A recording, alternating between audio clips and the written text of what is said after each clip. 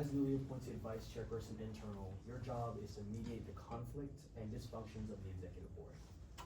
How would you describe your conflict resolution style, and how would you approach conflict in a role whilst remaining professional and unbiased? Sorry. So you don't have to repeat yourself. Okay. Okay. Thank you for the question. I would first and foremost like to start by saying that conflict is normal. It's not something that we should fear from one another, but something that we should expect and be willing to come at. My approach to conflict first and foremost starts at preventing conflict. As Vice Chairperson Internal, I hope to be an ear for everyone, actively listening, letting people feel like they can talk to me about any of their problems, professionally but also personally. I think that if I'm someone who knows what is happening within my board, I can prevent conflict early on, or at least acknowledge it and predict it. But of course, problems are bound to happen. I think that when it comes to conflict resolution, it's important to make sure that everyone's heard. Conflicts, especially in a professional sense, like being on an e-board, can quickly become personal when we let people feel like they're overlooked and overstepped on. So I would sit down with each person. A big thing that I'm excited about in being Vice Internal is my one-on-ones. I really am excited to just talk to everyone individually. So I think sitting people down one-on-one, getting to know where they're coming from and why they feel the way they feel, even if it's just like maybe your feelings are a little hurt, it's valid and it's normal. And I think listening first and foremost and then addressing the conflict allows people to recognize how much they matter to us as a board and that their values and opinions aren't overlooked. As far as resolutions, I think just collaborating with as many people as possible to overcome the conflict is the way to go. And also remembering that conflict isn't over just because we come to a conclusion. When a conflict happens, again, we are all very interconnected in more ways than professionally, and it can still be in your heart despite a decision being made. So following up post-conflict, making sure that everyone understands why the decision was made, but also that despite whatever decision being made, if it wasn't the exact decision that you wanted, understanding that you're still cared for, your opinion still matters, and our board would be worse off without you. Thank you. For your second question, the topic of inclusivity has always been stressed throughout our space, specifically regarding cliques and social disparities within the organization. In the past, we faced many issues regarding how our organization sees inclusivity and how we implement that as board members.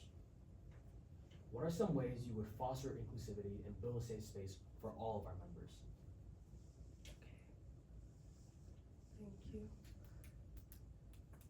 Yeah, I think a big thing that I want to further emphasize as your Vice Chairperson Internal is our auxiliaries. I think that they are a very underused resource, and being a part of SOAR has really opened my eyes to like how much power an auxiliary can have. As far as just giving someone a space to be in, Samahan is so intimidating at times. It's such a big space.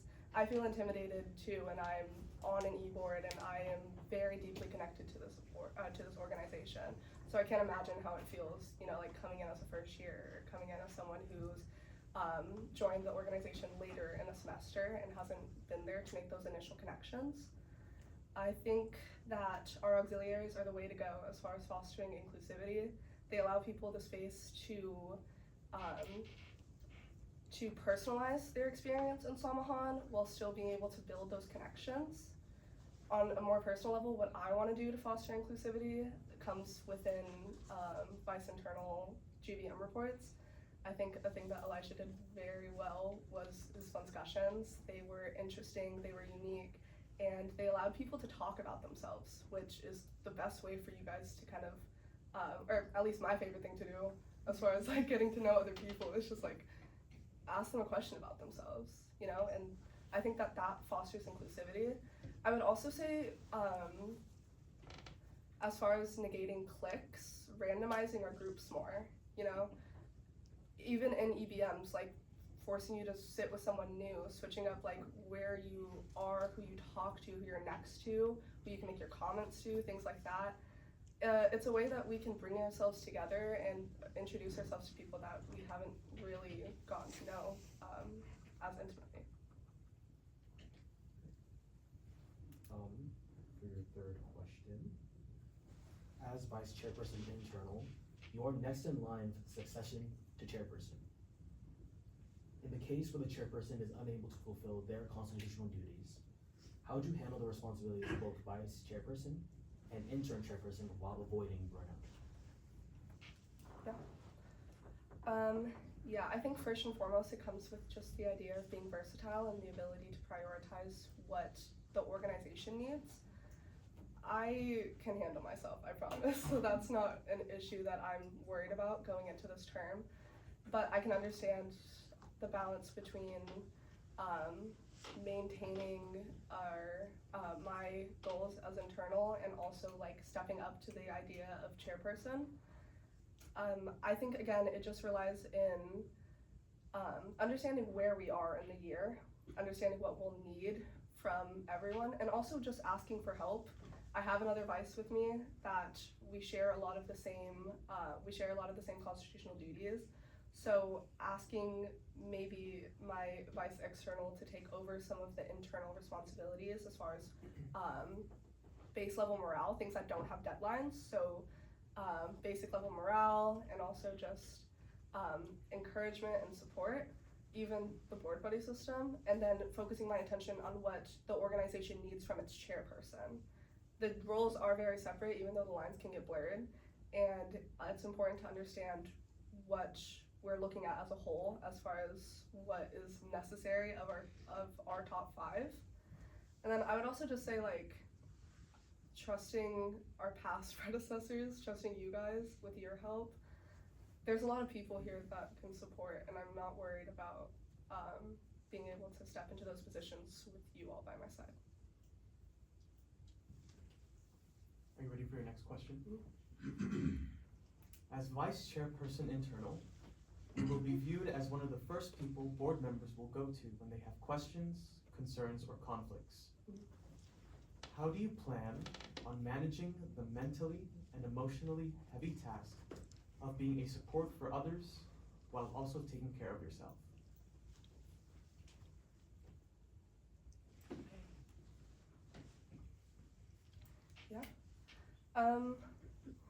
I think what's important about managing mental and emotional tasks is just being able to separate other people's emotions from your own.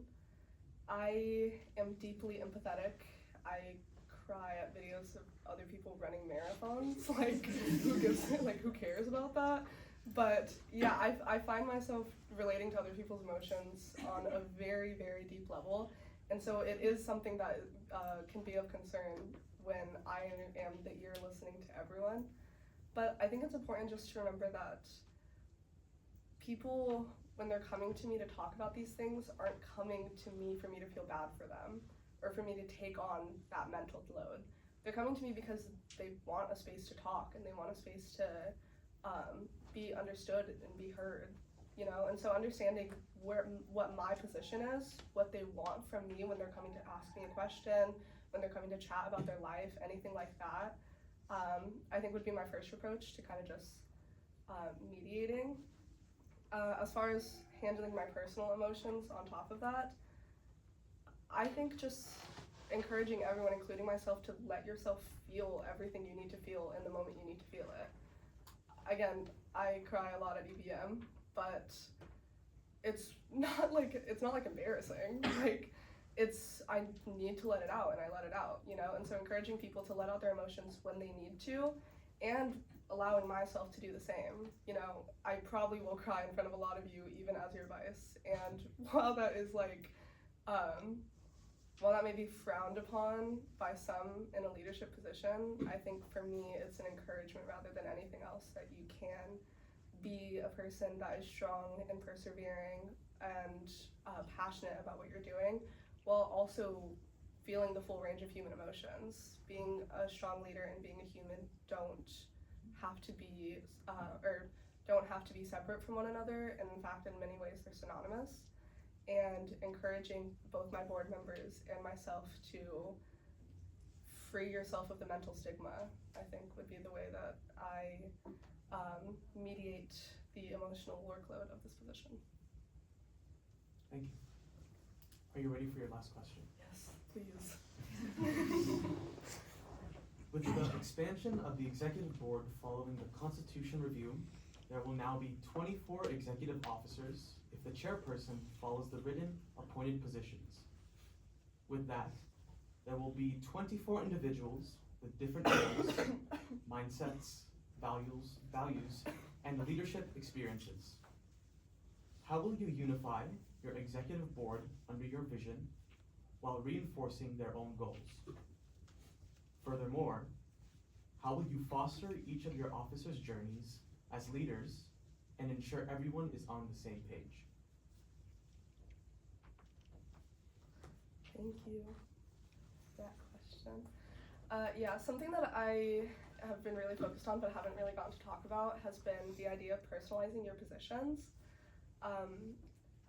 I think that a huge issue that I faced coming into my term as education was imposter syndrome and feeling not Filipino enough to be on the executive board of a Filipino organization, not strong enough, not enough of a leader to do these things, not experienced enough, anything really.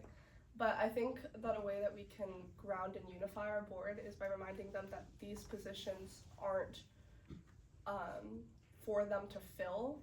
They are them. You are your position, you know? And so allowing you to personalize yourself to interpret every task that you come with, every constitutional duty, even a Katipunan clause within yourself, and then to elevate it as you elevate yourself would be the way that I would encourage my board members to foster their journey as a leader.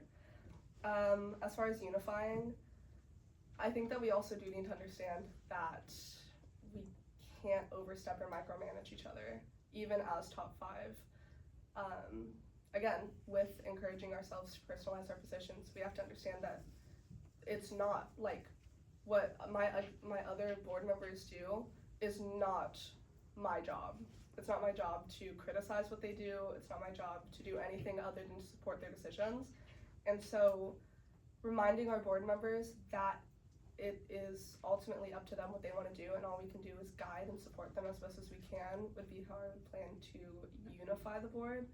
Again, also just encouraging us to get to know each other on a deeper level too, to understand the decisions that we may be a little concerned about, and to fully try to grasp the roots of everything that we do would be the way that I would encourage our board to focus on our collective goals instead of our personal agendas. Thank you.